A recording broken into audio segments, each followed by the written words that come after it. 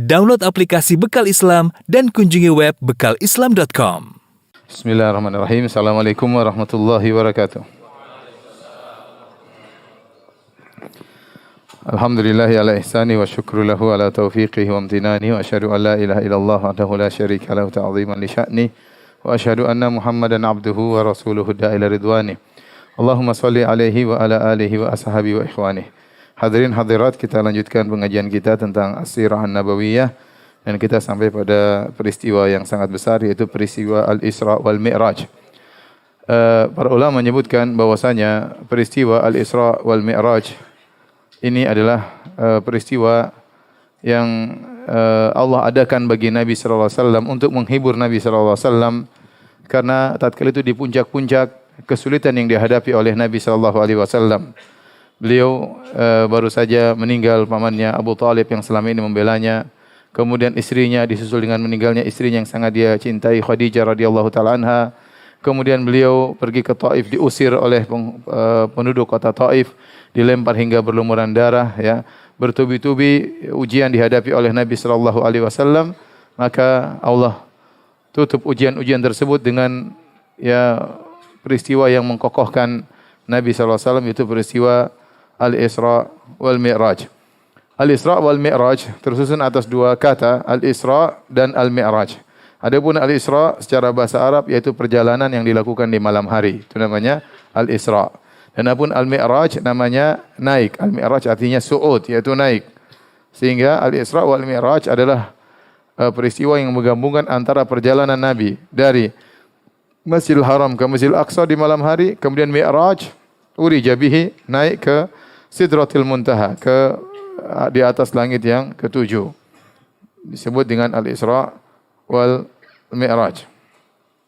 Dan Allah sebutkan dalam Al-Quran tentang kisah Al-Isra wal Mi'raj, kata Allah Subhanahu wa taala, subhanalladzi asra bi 'abdihi lailan minal masjidil haram ilal masjidil aqsa alladzi barakna haulahu linuriyahu min ayatina innahu wasami'ul basir.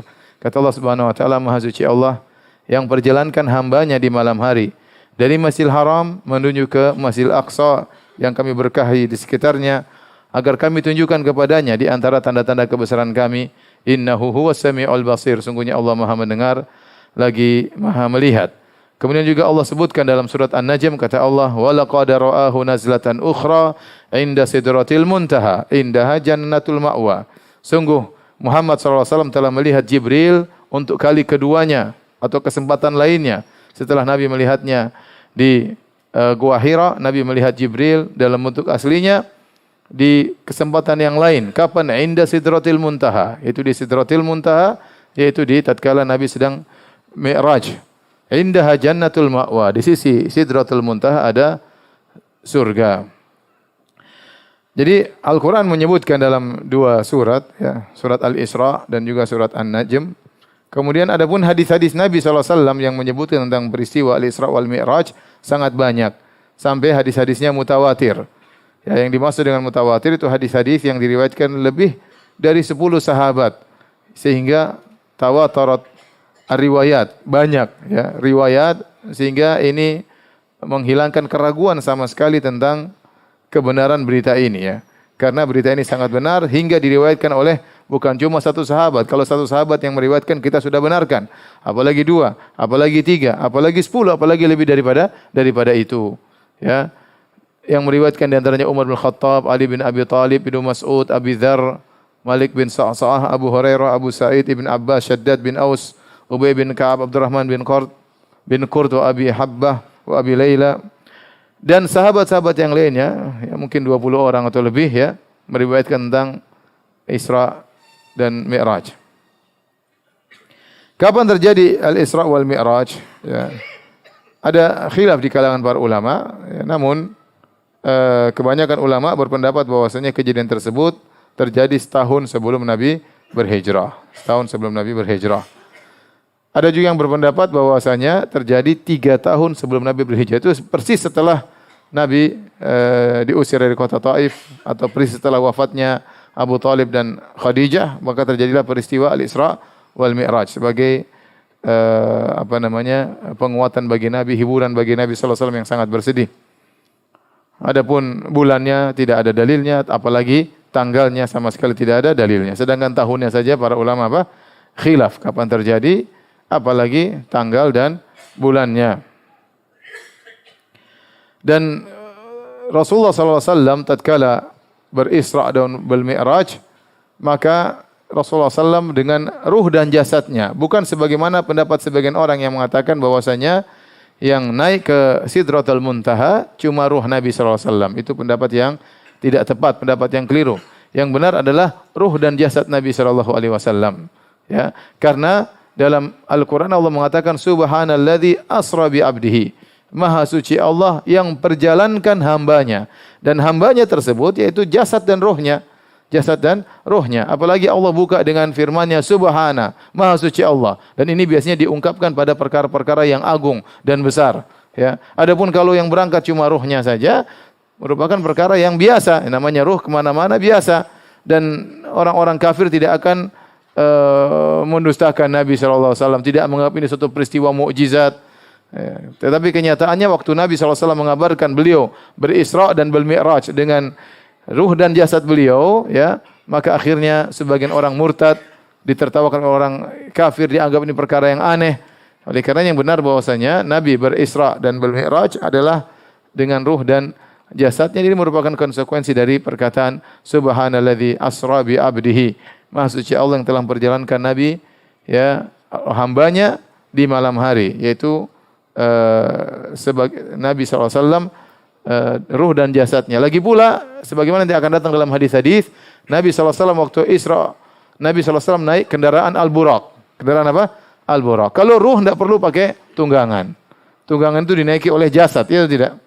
Kalau ternyata yang cuma berjalan cuma ruh, ya sudah, nggak usah pakai tunggangan, terbang aja nggak usah pakai tunggangan. Ini semakin memperkuat bahwasanya pendapat yang benar bahwasanya Nabi berisra dan mi'raj dengan ruh dan jasadnya. Taib, hadirin dan hadirat yang dirahmati oleh Allah Subhanahu wa taala, ya. Saya akan bacakan kisah Al-Isra dan Al-Mi'raj sesuai dengan hadis-hadis riwayat-riwayat yang datang dalam kisah tersebut, ya. Di antaranya dari Anas bin Malik radhiyallahu anhu qala anna Malik ibn Sa'sa'ah radhiyallahu anhu qala. Kata Anas bin Malik dari Malik bin Sa'sa'ah radhiyallahu anhu, dia berkata, anna nabiyallahi haddatsahum an lailatin usriya bihi. Bahwasanya Nabi SAW pernah bercerita kepada para sahabat tentang kisah di malam hari beliau diperjalankan oleh Allah Subhanahu wa taala. Qal, kata Nabi SAW, bainama ana fil hatim wa rubbama qala fil hijr. Al-hatim yakni al-hijr. Rasulullah SAW sedang di hijr. Yang orang sekarang mengatakan hijr Ismail, ya. Tapi namanya bukan hijr Ismail, yang benar al-hijr saja tanpa ada Ismailnya, ya. Ya. Karena penamaan ini bermasalah. Orang menyamakan hijr Ismail, ya, seakan-akan Nabi Ismail yang bangun, atau ada yang mengatakan di situlah kuburan Nabi Ismail. Ya, makam Ibrahim benar, situ tempat berdirinya Nabi Ibrahim. Makam tempat berdiri bukan makamnya Ibrahim, tapi tempat berdirinya siapa? Nabi Ibrahim tatkala beliau naik di atas batu untuk menyusun Ka'bah. Adapun hijr dibuat belakangan di zaman orang-orang Quraisy tatkala mereka merenovasi Ka'bah seperti sebagaimana pernah kita sampaikan, maka dibuat batas. Hijr artinya pembatas. Ya, bahwasanya Ka'bah aslinya sampai di situ, ya. Kemudian dibuat pembatas, ya. Hanya saja orang Quraisy waktu bangun Ka'bah duitnya enggak ada sehingga bangun Ka'bah cuma separuh, ya. Maka dibuat batasan bahwasanya pondasi Ibrahim tatkala dibangun Ka'bah oleh Ibrahim sampai daerah situ, maka disebut dengan Al-Hijr. Waktu Nabi SAW sedang tidur di Al-Hijr, muttaji'an, dalam kondisi berbaring, idh atani atin, tiba-tiba datang kepadaku sesuatu, yaitu malaikat Jibril, ya. Qala, kemudian faqadda atau fasyaqqa ma baina hadhi ila hadhihi. Maka Nabi mengatakan yang datang tersebut malaikat membelah dari sini sampai ke sini, kata Nabi sallallahu alaihi wasallam, yaitu min thugrati nahrihi ila syi'ratihi. Dari sini lubang sini, ya. Di atas leher ada lubang ini kan. Itu namanya thugrah, ya. Kemudian sampai di al-ana, di bawah pusar, itu dibelah, ya. Thumma utitu bi tastin min dhahabin mamlu'atin imanan. Kemudian dihadirkan sebuah tempayan terbuat dari emas penuh dengan keimanan. Faghasala qalbi. Kemudian malaikat tersebut mengeluarkan jantungku kemudian membersihkan jantungku. Tsumma husyiya, tsumma uida. Kemudian dimasukkan kembali jantungku, kemudian dikembalikan ya. Dijahit kembali dan sudah pernah kita sampaikan Nabi SAW dibelah dadanya sebelumnya kapan? Tatkala di Taif ya. Sudah lupa kah? Pengajian lama sekali. Enggak pernah murajaah ini. Nabi pertama kali dadanya dibelah tatkala beliau di Taif ya, waktu sekitar usia 4 tahun. Kejadian kedua tatkala beliau Isra Mi'raj. Ya Allah alam bisawab. Waktu di umur 4 tahun dibelah di Taif untuk mempersiapkan diri Nabi SAW sehingga tidak mudah digoda syaitan meskipun beliau belum diangkat menjadi seorang Nabi.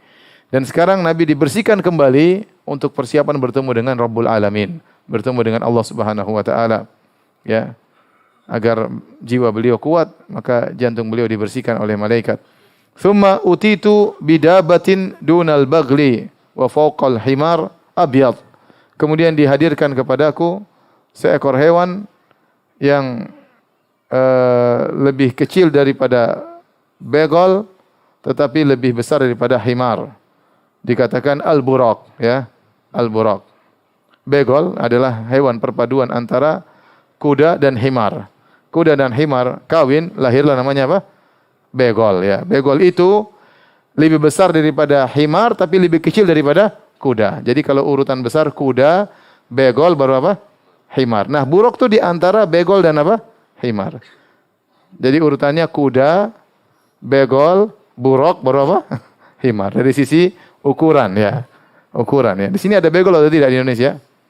Ya.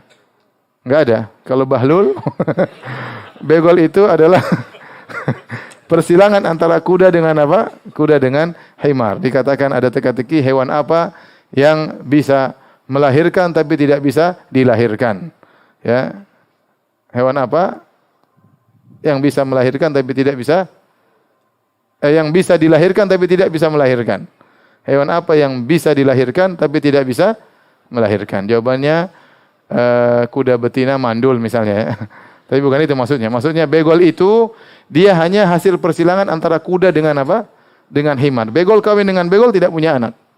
Begol kawin dengan begol tidak punya anak ya. Yang ada kuda kawin dengan himar punya anak namanya apa?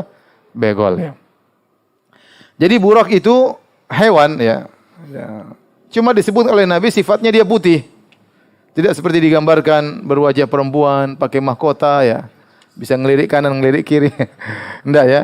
Cantik enggak. Ini disebut cuma apa? Putih, berwarna putih. Bukan tubuh kuda berwajah manusia. Ini hanya khayalan orang.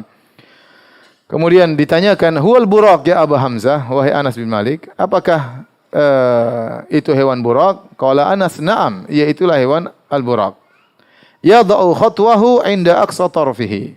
Dia sekali melangkah sampai sejauh matanya memandang. Kalau dia memandang entah berapa puluh kilo, disitulah. Begitu dia melangkah, menginjakkan kakinya, sejauh mata memandangnya sang buraq. Wa kana musrajan mulajjaman. Dan buraq tersebut ternyata sudah diletakkan pelana, mulajjaman dan juga ada tali kekangnya. Di mulutnya sudah ada dan ada pelananya. Falamma arada Nabi sallallahu alaihi wasallam ayyarkabahu. Tatkala Nabi hendak menunggangi buraq tersebut, istas'aba alaihi. Tiba-tiba buraq tersebut tidak mau dinaiki oleh Nabi sallallahu alaihi wasallam. Faqala lahu Jibril alaihi salam. Jibril berkata kepada sang buraq, "Abi Muhammadin taf'alu hadza?" Apa kau melakukan demikian bagi Muhammad? Faqad raqibaka ahadun fama raqibaka ahadun akramu 'ala Allah minhu. Tidak seorang pun yang pernah menunggangmu atau menunggangimu yang lebih mulia daripada Muhammad. Dan ini dalil bahwasanya buraq itu ditunggangi oleh nabi-nabi sebelumnya. Oleh karenanya para ulama menyebut, Ibnu Hajar menyebutkan tatkala Ibrahim meletakkan putranya Ismail di lembah di Mekah, Nabi Ibrahim di Syam, bagaimana dia mengunjungi putranya? Dikatakan dengan naik apa? Naik buraq ya. Sampai semula mengatakan setiap nabi naik buraq. Dan buraq terakhir dinaiki, kalau setiap nabi naik buraq, pernah naik buraq, maka buraq terakhir dinaiki oleh Nabi Isa alaihissalam sekitar 500 tahun yang lalu ya. Makanya kalau ada yang mau naik lagi dia merasa asing, sudah lama tidak dinaiki oleh para anbiya. Makanya Jibril mengingatkan, "Fama raqibaka ahadun akramu 'ala Allahi minhu." Kenapa kau berbuat demikian terhadap Muhammad wahai buraq? Tidak ada yang menunggangimu lebih afdal, lebih baik, lebih mulia daripada orang ini.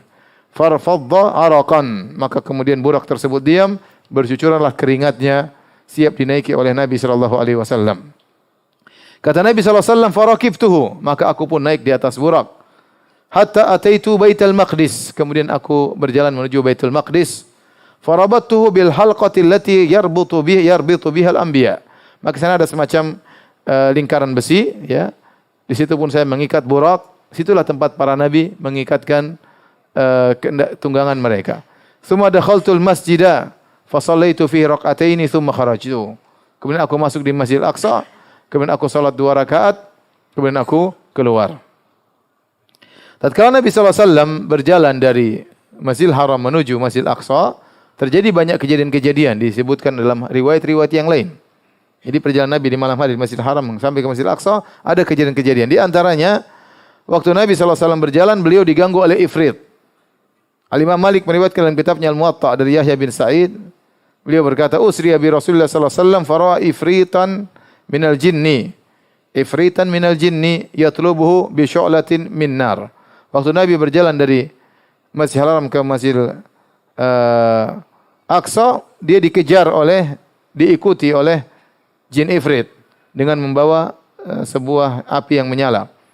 Kullamal tafata Rasulullah sallallahu alaihi wasallam ra'ahu. Setiap Nabi berpaling melihat, maka Nabi melihat ifrit, ya.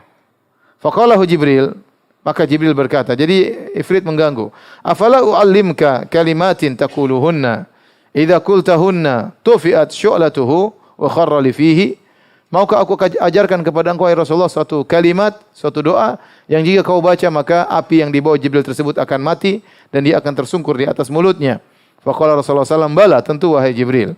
Maka Jibril berkata, faqul, ucapkanlah a'udzu biwajhillahil karim wa bi kalimatillahi tammati allati la yujawizuhunna barrun wala fajir min syarri ma yanzilu minas sama' wa syarri ma ya'ruju fiha wa syarri ma dhara'a fil ardi wa syarri ma yakhruju fiha wa min fitanil laili wan nahar wa min tawariqil laili wan nahar illa tariqan yatruku bi khairi ya Rahman. Sudah hafal doanya? Kalau dikejar ifrit baca doa ini, ya. Demikian juga di antara kejadian, banyak kejadian tapi kita tidak sebutkan semuanya. Di antara kejadian yang dilihat oleh Nabi sallallahu alaihi wasallam, ya, waktu Nabi berjalan dari Masjidil Haram ke Masjidil Aqsa ke Baitul Maqdis, Nabi mencium aroma yang sangat harum, ya.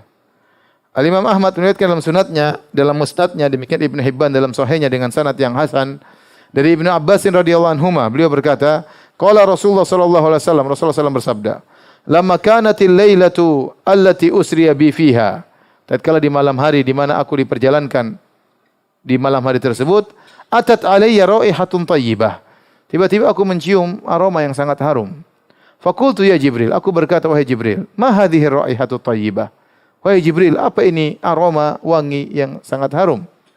Qala, kata Jibril alaihissalam, hadhihi raihatu masyitati ibnati Fir'auna wa auladiha. Ini adalah aroma masyitah, penyisir rambutnya putrinya Fir'aun dan juga wanginya anak-anaknya, anak-anak masyitah. Masyitah itu bukan nama, masyitah dalam bahasa Arab artinya penyisir. Apa namanya? Penyisir, ya. Penyisir putrinya Fir'aun. Fir'aun kaya raya, dia punya putri, tukang sisirnya juga spesial, ya. Salon di rumah, ya, tukang sisirnya ada sendiri, ya. Tukang sisirnya itu wanita yang muslimah yang beriman kepada Allah Subhanahu wa taala. Jibril berkata, "Bainama hiya tamshutu ibnata Fir'aun dzata yaumin." Pada satu hari wanita ini sedang menyisir rambutnya putrinya Fir'aun. Idz saqatat al-midra min yadiha. Tiba-tiba jatuhlah sisir dari tangannya. Faqalat bismillah. Dan dia berkata apa? Bismillah. Dan demikian, ya, kalau kita misalnya mau hampir nabrak orang kita bilang bismillah, kalau ada yang jatuh kita bilang apa? Bismillah, sunnahnya demikian, ya. Dan itu sunnah yang tersebar di Arab Saudi, ya. Kita kebiasaan kalau jatuh bilang apa? Innalillahi wa inna ilaihi raji'un. Tapi sebenarnya bilang apa? Bismillah, ya. Faqalat laha ibnatu Fir'aun, abi, waktu dia mengatakan bismillah dengan nama Allah, maka putri Fir'aun dengar. Dan dia komentar, dia berkata, maksudmu bapakku? Dengan nama Allah, maksudnya dengan nama bapakku?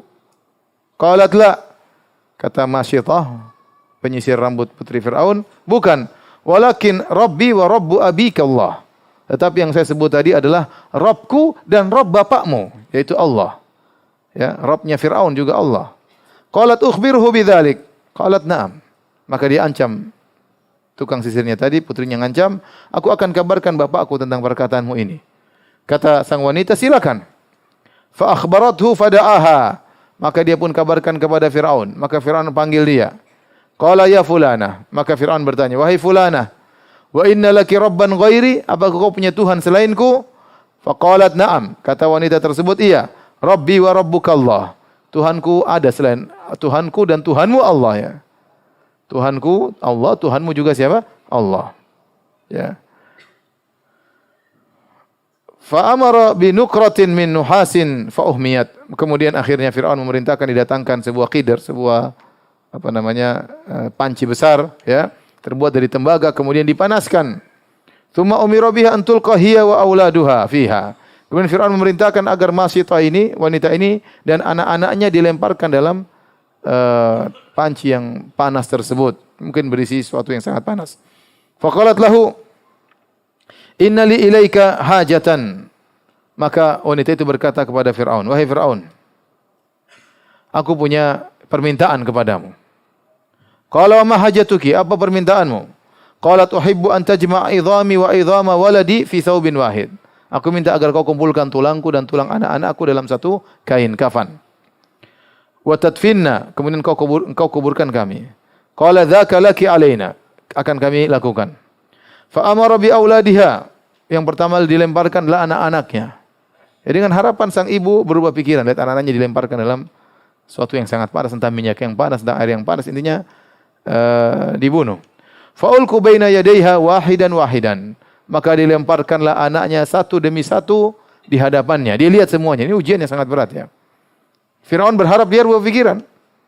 Berat, satu persatu dilemparkan. Ila anintaha ila sabiyyin laha murda. Sampai akhirnya semua anaknya semua dilemparkan dan dia tetap tegar. Anaknya tinggal satu yang dia susui. Dia lagi gendong, lagi dia susui. Ka'annaha taqa'asat min ajlihi. Waktu disuruh masuk ke dalam api, dalam panci yang panas tersebut, kayaknya wanita tersebut agak ragu ya. Kasihan anaknya tersebut. Dia tidak tega lihat anak kecilnya dilemparkan. Qala, tiba-tiba anaknya berkata, ya ummah, iktahimi. Tiba-tiba anaknya berkata, wahai ibunda, masuklah ke dalam panci tersebut. Fa inna adzabad dunya ahwanu min adzabil akhirah. Sungguhnya azab dunia itu lebih ringan daripada azab akhirat. Faqtahamat, maka dia pun menceburkan diri dalam panci tersebut, akhirnya meninggal seluruhnya. Dia dan anak-anaknya mengeluarkan aroma yang sangat harum, dicium oleh Nabi sallallahu alaihi wasallam tatkala Nabi sallallahu alaihi wasallam berjalan dari Masjidil Haram ke mana? Ke Masjidil Aqsa ya. Banyak peristiwa-peristiwa yang dilihat oleh Nabi sallallahu alaihi wasallam ya. Di antaranya Rasulullah SAW melihat juga di perjalanannya rajulan qad jama'a izmata hatabin 'azimah, seorang laki sedang mengumpulkan banyak kayu bakar. La yastati'u hamlaha, setelah dia kumpulkan kayu bakar yang banyak dia tidak bisa memikulnya. Wa huwa yuridu an yazida alaihi, sementara dia ingin tambah lagi kayu bakarnya. Maka Rasulullah SAW bertanya, "Ma hadza ya Jibril?" Siapa orang ini Jibril? Qala hadza rajul min ummatika takunu indahu amanatun nas la yaqdiru ala adaiha wa huwa yuridu an yahmila 'alaiha. Ini orang banyak amanah orang-orang pada dia ya. Dia pengurus misalnya, menerima amanah dari orang, namun dia tidak bisa menunaikan amanah tersebut. Dia sudah tidak bisa menunaikan amanah tersebut, dia masih ngumpulin lagi ya, amanah tersebut. Ya, hati-hati kalau seorang misalnya ngumpulin sumbangan dari masyarakat ya, harus segera dia tunaikan amanah tersebut. Kalau tidak mampu jangan kumpulin terus tersebut, sementara kumpulin terus mereka tidak mampu untuk menunaikan amanah yang dia dititipkan kepadanya oleh masyarakat. Kemudian juga di antara yang dilihat oleh Nabi sallallahu alaihi wasallam, "Tsumma ata Rasulullah sallallahu alaihi wasallam ala qaumin tuqradu alsinatuhum wa shifahuhum bimaqaridha min nar." Kemudian Nabi sallallahu alaihi wasallam melihat suatu kaum yang mereka dirobek, lidah-lidah mereka digunting dan bibir mereka digunting dengan gunting terbuat dari api. Kullama quridat adat kama kanat. Setelah digunting lidahnya, digunting bibirnya, digunting mulutnya, setelah digunting kembali lagi, digunting lagi kembali lagi. La yafturu anhu min dzalika syai'. Tidak berhenti sama sekali. Terus demikian. Nabi melihat kondisi tersebut. Maka Rasulullah SAW berkata, "Ya Jibril, man haula?" Siapa orang-orang itu yang lisannya digunting, bibirnya seakan-akan Nabi diperlihatkan masa depan tentang orang-orang yang disiksa pada malam tersebut. Qala haula'i khutaba'u min ummatik. Kata Jibril, mereka itu adalah khatib-khatib dari umatmu wahai Rasulullah.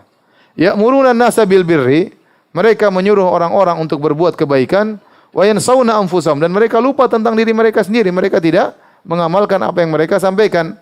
Wa hum yatluna al-kitaba afala ya'qilun, mereka baca Al-Qur'an namun apakah mereka tidak memahami isi Al-Qur'an?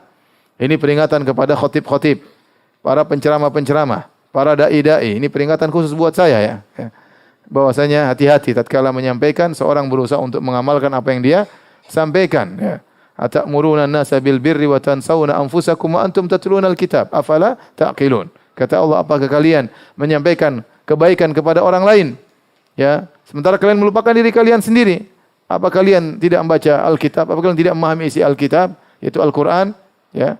Jangan menjadi lilin yang memberi cahaya kepada orang lain sementara dia sendiri apa? Terbakar ya. Ya, betapa banyak orang menyampaikan ilmu, menyampaikan nasihat, tapi dia tidak mengamalkannya. Betapa banyak orang share-share, ya, semangat nge-share, tapi tidak semangat mengamalkannya. Kalau Anda menulis status atau Anda menge-share, yang paling utama adalah share pada diri Anda sendiri untuk diamalkan sebelum di-share kepada orang lain. Ya. Apalagi sudah sampai pada derajat khatib, suka ceramah, menyampaikan, ya, khutbah, ternyata menyelisih apa yang dia sampaikan. Taib. Kemudian, thumma wasala Rasul ila Masjid Aqsa. Kemudian Rasulullah SAW sampai di Masjid Aqsa. Dan Jibril bersama Nabi SAW. Fawajadal anbiya qad jumi'u lahu. Nabi mendapati para nabi sudah dikumpulkan di Masjid Aqsa. Faqaddama Jibril alaihissalam ar-rasula wa shalla bil anbiya imaman. Maka Jibril menyuruh Nabi jadi imam, mengimami para nabi. Para nabi, roh-roh mereka dihadirkan oleh Allah Subhanahu wa taala di Masjid Aqsa untuk salat di belakang Nabi sallallahu alaihi wasallam. Al-Imam Muslim meriwayatkan dalam sahihnya dari Ibnu Mas'ud, Rasulullah SAW bersabda, "Fahanatis salatu fa amamtuhum." Maka tiba waktu salat, aku pun mengimami mereka. Masalah Nabi mengimami para anbiya di Masjid Aqsa, apakah itu sebelum Nabi naik ke atas langit atau setelah Nabi turun dari langit? Ada khilaf di kalangan para ulama. Sebagian mengatakan Nabi mengimami sebelum Nabi naik ke langit. Dan ada yang mengatakan Nabi mengimami setelah Nabi turun dari apa? Langit. Karena Nabi berkata dalam hadis tersebut, "Fahanatis salatu fa amamtuhum." Ya, maka tiba waktu salat dan aku pun mengimami mereka. Dan tidak ada waktu salat kecuali salat subuh tatkala itu. Ya, yaitu setelah Nabi naik ke langit.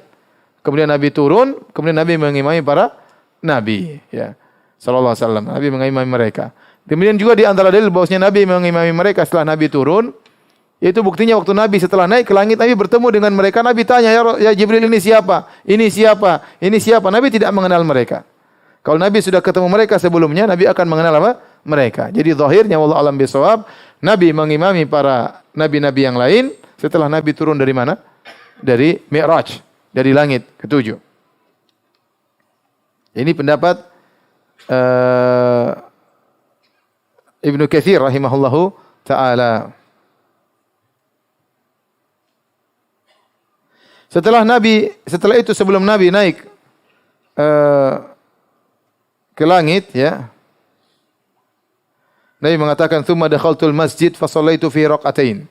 Kemudian aku pun masuk Masjid Aqsa, aku pun salat 2 rakaat. Tidak disebutkan salat bersama Nabi, bersama nabi-nabi yang lain. Ini pertama Nabi datang Masjid Aqsa, Nabi salat 2 rakaat, ya. Mungkin tahiyatul masjid atau apakah. Faja'ani Jibril alaihissalam bi ina'in min khamr wa ina'in min laban. Kemudian Jibril pun mendatangkan kepadaku 2 gelas. Yang satu isinya khamr, satu isinya susu. Fakhtartul laban, maka aku pun memilih untuk meminum laban. Maka Jibril berkata, "Ikhtartal fitrah," engkau memilih fitrah. Setelah itu Nabi SAW siap naik ke langit. Kemudian apa kata Rasulullah SAW? "Tsumma akhadha biyadi," ay Jibril alaihissalam, "fa araja bi ila sama'id dunya."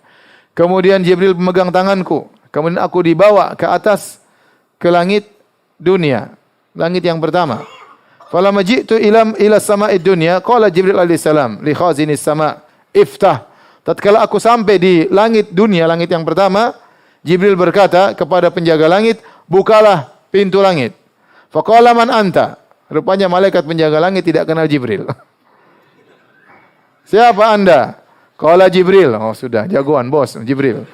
Pemimpin para malaikat. Wa man ma'aka? Siapa yang bersamamu? Qala Muhammad. Mereka sudah dengar tentang Muhammad, ya, isu di kalangan para malaikat, tetapi mereka tidak tahu Muhammad seperti apa. Maka akhirnya malaikat penjaga langit itu berkata, "Wa qad ursila ilaihi?" Apakah dia telah diutus? Qala na'am, iya, ini sekarang sama saya sudah diutus. Qala marhaban bihi, maka malaikat terus berkata, "Selamat datang Muhammad." Fa ni'mal maji'u ja'a, sungguh orang terbaik telah datang. Fa futiha lana, kata Rasulullah SAW, akhirnya pintu dibuka. Jadi langit itu ada pintu-pintunya. Ya.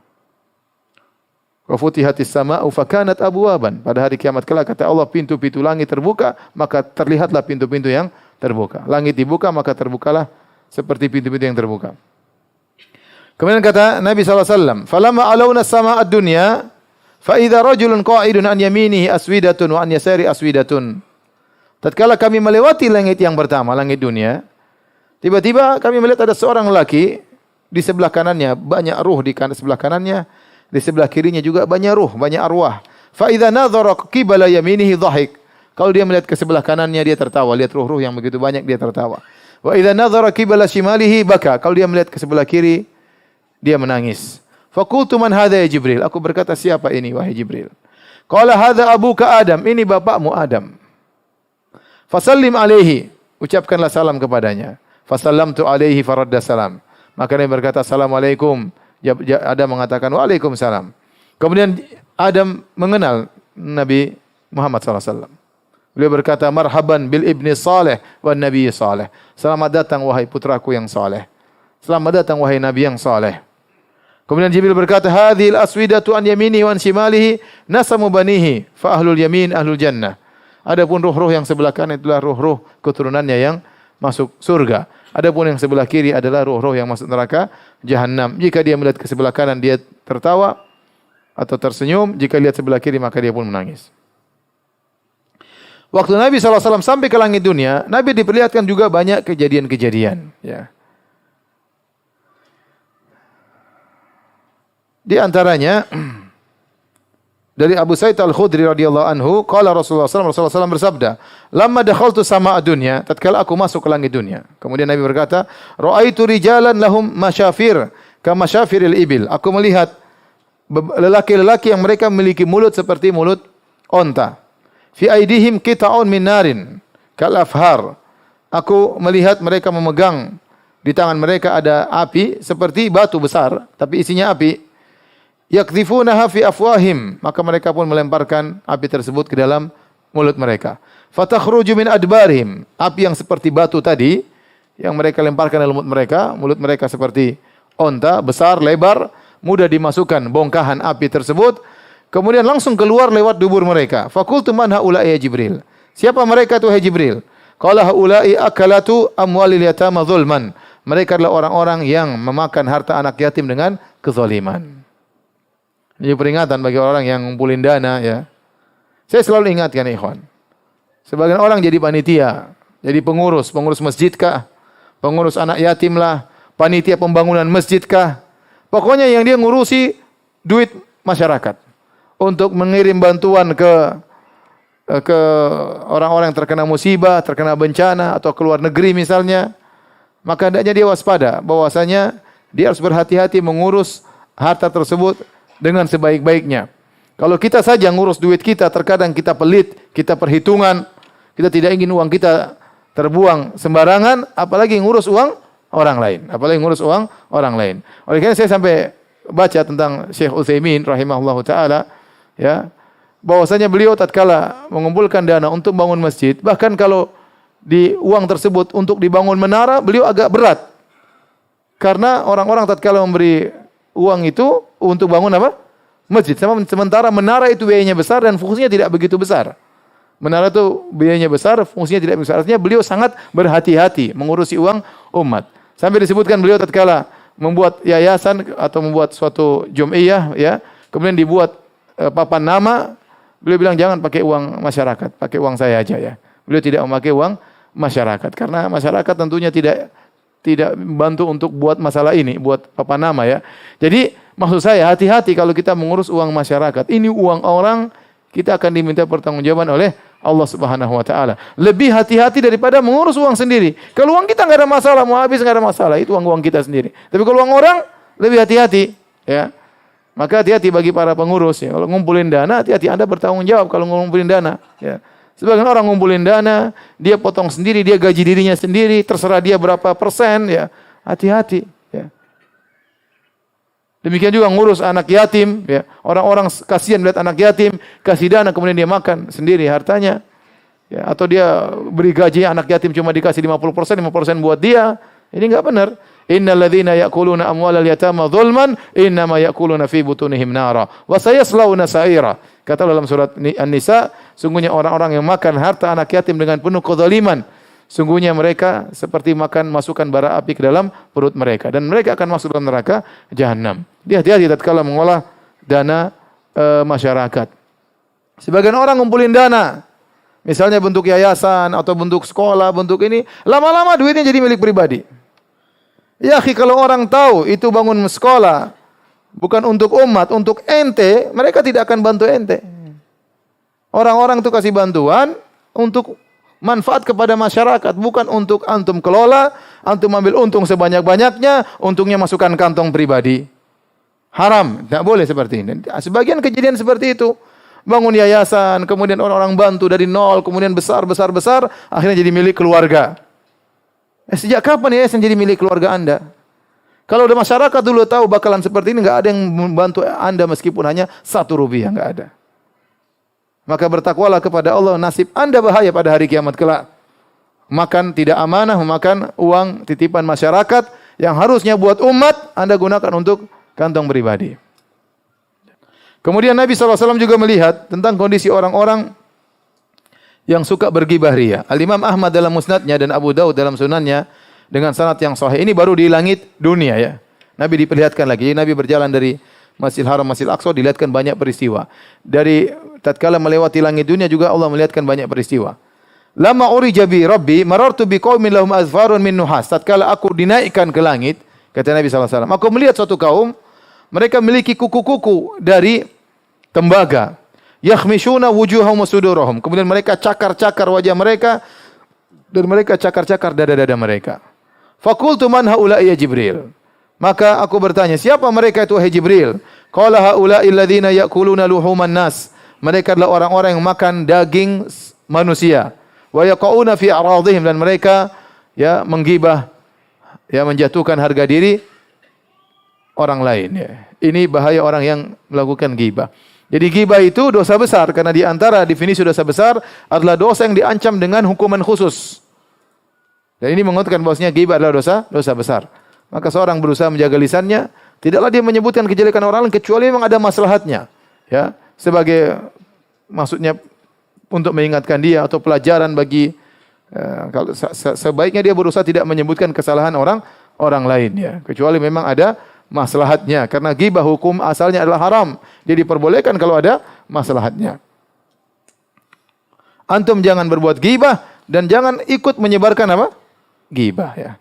Karena yang ikut menyebarkan ghibah sama dengan yang berghibah. Yang ikut mendengarkan ghibah sama dengan yang berghibah ria. Kalau ada orang ghibah orang lain di hadapan antum, ingatlah suatu saat antum juga akan digibahi sama dia. Kalau antum punya teman hobinya suka ghibah, putuskan pertemanan ya. Cari teman yang lain yang suka ngajak makan ya. Jangan yang suka gibah. Makan nasi, kita makan nasi, makan daging, bukan makan daging manusia ya. Cari aja yang suka ajak makan, yang makan beneran, bukan makan daging manusia. Kalau dia gibah, dia ngajak kita makan daging saudara kita ya. Kemudian Nabi SAW naik ke langit yang kedua. Kata Rasulullah SAW, "Tsumma urija bina ila sama'i tsaniyah." Kemudian kami pun naik ke langit yang kedua. Nabi dan siapa? Malaikat Jibril. Fastaftaha Jibril alaihissalam. Kemudian Jibril minta untuk dibukakan pintu langit. Faqila man anta. Ternyata penjaga langit kedua juga tidak kenal Jibril. Siapa anda? Qala Jibril. Oh, Jibril. Faqila wa man ma'aka. Siapa yang bersama engkau? Qala Muhammadun. Muhammad. Maka ditanya, waqad ursila ilaihi. Apakah dia sudah diutus? Sudah, mereka sering dengar baru tahu Nabi sudah ada. Qala na'am, iya. Qila marhaban bihi. Maka dikatakan kepada Rasulullah, selamat datang Rasulullah sallallahu alaihi wasallam. Fa ni'mal maji'u jaa'a, sungguh tamu yang terbaik telah datang. Ya. Qala Rasulullah sallallahu alaihi wasallam, Rasulullah sallallahu kemudian berkata, fa futiha lana, maka dibukakanlah pintu langit kedua. Fa idza ana bibnai al-khalati Yahya bin Zakaria wa Isa bin Maryam alaihi salam. Tiba-tiba aku bertemu dengan dua nabi yang merupakan dua sepupu sama-sama anak bibi, yaitu Yahya bin Zakaria dengan Isa bin Maryam. Yahya bin Zakaria Isa bin Maryam ini punya hubungan keluarga, ya. Jadi Imran menikah dengan seorang wanita, konon namanya Hannah, ya. Kemudian Zakaria menikah dengan seorang wanita juga, ya, punya anak Yahya. Imran menikah dengan seorang wanita punya anak namanya siapa? Maryam, ya, punya anak namanya Maryam, ya. Ini pendapat pertama, ya, bahwasanya ibunya Nabi Isa sepupuan dengan ibunya Nabi Yahya. Ya, karena ada yang mengatakan bahwasanya istrinya Zakaria itu saudarinya Maryam, ya. Bukan, saudarinya ibunya Maryam. Saudarinya ibunya Maryam. Ini pendapat pertama. Ibunya Zakaria, saudarinya ibunya Maryam. Sehingga anaknya Maryam itu Isa, kemudian anaknya Zakaria yaitu Yahya, seakan-akan dua bersaudara, ya. Karena Maryam ibunya bingung ya. Enggak ada gambar sih, bisa gambar sih. Coba kasih gambar ya. Ini Zakaria, ini siapa? Ini Imran, Zakaria Imran, ya. Istrinya Zakaria, saudaranya istrinya Imran. Paham? Nah, Imran dengan istrinya ini punya anak namanya Maryam. Zakaria dengan istrinya punya anak siapa ya? Yahya. Jadi seharusnya Yahya bersepupuan dengan siapa? Maryam, dengan ibunya Nabi Isa. Kemudian Maryam punya anak namanya siapa? Isa. Jadi, tetapi karena sepupunya neneknya Maryam, ya, atau bibinya Maryam sama dengan bibinya Isa. Ya, Maryam punya bibi yaitu ibunya Yahya. Bingung ya? Maryam punya bibinya Maryam itu ibunya siapa? Yahya. Ya. Sehingga bibinya Maryam itu kholahnya Maryam sama dengan kedudukannya dengan bibinya Isa. Ya. Oleh karenanya Isa dengan Yahya ini sama-sama anak bibi. Itu pendapat pertama. Pendapat yang kedua. Pendapat yang kedua, bahwasanya ibunya Yahya dan ibunya Maryam sepupuan. Ibunya Yahya dan ibunya Isa apa? Sepupuan. Ibunya, kalau tadi ibunya Yahya adalah bibinya Maryam, sekarang ibunya Yahya sepupunya apa? Maryam. Sehingga Isa dan Yahya ini sama-sama sepupu juga. Karena sama-sama bibinya. Ibunya Yahya, bibinya Isa. Ibunya Isa, bibinya siapa? Yahya. Paham? Lebih gampang mendapat yang kedua kan? Maka dikatakan kepada Fa'idha ana, kata Nabi SAW, Fa'idha ana ibnail khalah. Tiba-tiba aku bertemu dengan dua nabi yang saling sepupuan. Faqala Jibril, hadza Yahya wa Isa. Jibril berkata, ya Rasulullah, ini Yahya dan ini Isa. Fasallim alaihima, ucapkanlah salam kepada keduanya. Fasallamtu, aku pun ucapkan salam. Assalamualaikum ya Yahya, assalamualaikum wa Isa. Faradda, kemudian keduanya membalas salamku. Tsumma qala, kemudian keduanya berkata, marhaban bil akhis saleh. Selamat datang kepada saudara yang saleh. Wan nabiyyi saleh, dan kepada nabi yang saleh. Wa da'awa li bi khair, keduanya mendoakanku kebaikan. Kemudian Rasulullah SAW naik ke langit yang ketiga. Tsumma urija bina ila sama'is tsalitsah fastaftaha Jibril. Kami pun naik ke langit yang ketiga. Jibril pun minta izin agar pintu langit dibukakan. Faqila man anta, siapa engkau? Qala Jibril, saya adalah Jibril. Wa man ma'aka, siapa yang bersamamu wahai Jibril? Qala Muhammad. Wa qad ursila ilaihi, apakah dia sudah diutus? Qala Jibril berkata, na'am. Kemudian penjaga pintu langit yang ketiga berkata, marhaban bihi fa ni'mal maji'u ja'a. Selamat datang kepada Muhammad, sebaik-baik orang yang datang telah datang. Maka Rasulullah SAW berkata, fafutihalana, maka pintu langit ketiga dibuka. Fa idza ana bi Yusuf alaihissalam. Tiba-tiba aku melihat Nabi Yusuf alaihissalam. Qala Jibril, Jibril berkata, hadza Yusuf fasallim alaihi. Wahai Muhammad, inilah Nabi Yusuf, berilah ucapan salam kepadanya. Fasallamtu alaihi. Aku mengucapkan assalamu alayka Yusuf. Faradda salam. Maka Yusuf pun menjawab salamku. Tsumma qala, kemudian Nabi Yusuf berkata kepada Rasulullah, marhaban bil akhi saleh, selamat datang saudaraku yang saleh, wan nabi saleh, seorang nabi yang saleh, wa da'ali bi khair, maka Nabi Yusuf mendoakan kebaikan bagiku.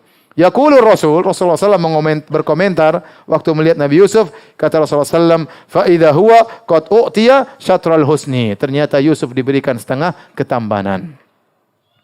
Ada khilaf tentang makna setengah ketampanan ini ya. Di antara pendapat ada yang mengatakan satu dunia ini setengah ketampanannya buat Yusuf, sisanya dibagi-bagi ya. Antum seperberapa saya enggak tahu. Berarti Yusuf itu sangat apa? Sangat super apa? Tampan. Bayangkan setengah ketampanan untuk Nabi Yusuf. Ada pendapat-pendapat yang lain pula tentang masalah ini. Kemudian Nabi naik ke langit yang keempat bersama Jibril. Tsumma urija bina ila sama'ir rabi'ah fastaftaha Jibril. Kemudian kami naik ke langit yang keempat, Jibril pun minta dibukakan. Maka dikatakan, man anta, siapa engkau? Qala, saya Jibril. Siapa bersamamu? Muhammad. Apakah telah diutus? Iya. Kemudian penjaga pintu langit keempat berkata, selamat datang, wahai Muhammad, sebaik-baik yang datang telah tiba. Maka Rasulullah SAW berkata, fafutihalana, maka pintu langit keempat dibuka. Fa idza ana bi Idris alaihissalam. Tiba-tiba aku bertemu dengan Nabi Idris alaihissalam. Jibril berkata, hadza Idris, fasallim alaihi. Ya Rasulullah, ini adalah Idris, ucapkanlah salam kepadanya. Fasallamtu alaihi. Aku pun ucapkan salam kepada Idris, maka dia pun membalas salamku. Kemudian dia berkata, marhaban bil akhi saleh wan nabi saleh. Selamat datang kepada saudara yang baik dan nabi yang baik. Wa da'ali bi khair, dan dia pun mendoakanku. Subhanallah, setiap nabi bertemu dengan para nabi yang lain semuanya mendoakan siapa? Rasulullah SAW. Maka kita pun diminta ketemu saudara, kita doakan dia ya. Subhanallah, saya di kita ini Indonesia ya kurang timbul adab atau kebiasaan saling mendoakan. Tapi kalau kita di Saudi, subhanallah, kalau ketemu orang itu mukadimahnya lama, doa kaif haluk, doain lama ya. Baru kemudian berbicara. Yang repot terkadang kita telepon dia, gimana kabar, gimana orang tua, semoga baik semua, panjang, ini pulsa sudah jalan terus ini. Tapi mereka biasa, itu kebiasaan mereka. Ya, mereka kalau ketemu mendoakan, kalau telepon mendoakan. Gimana orang tua, gimana anak-anak semua dalam kondisi baik. Ya, bahkan antara ayah dan anak, yang kita sungkan mengucapkan demikian antara anak dan anak. Kalau ketemu ayah, ketemu telepon anaknya. Betapa sering saya dengar Syekh Abdul Razak kalau telepon anaknya, gimana kabarmu nak? Semoga Allah menjagamu, semoga doain anaknya ya. Kita jarang doain gitu. Nah, gimana sekolah? Apalagi saya mana? Jadi terkadang kita ketemu anak kita sungkan saling, tapi itu tradisi yang kurang bagus. Tradisi mereka, masya Allah, di ada sisi ini mereka sering saling apa? Mendoakan. Timbul rasa cinta di antara anak dan ayah, antara kakak dengan adiknya telepon saling mendoakan ya. Saling mendoakan, tidak langsung bicara, pasti doain dulu. Lihat Nabi SAW ketemu dengan para anbiya, mereka mendoakan Rasulullah SAW.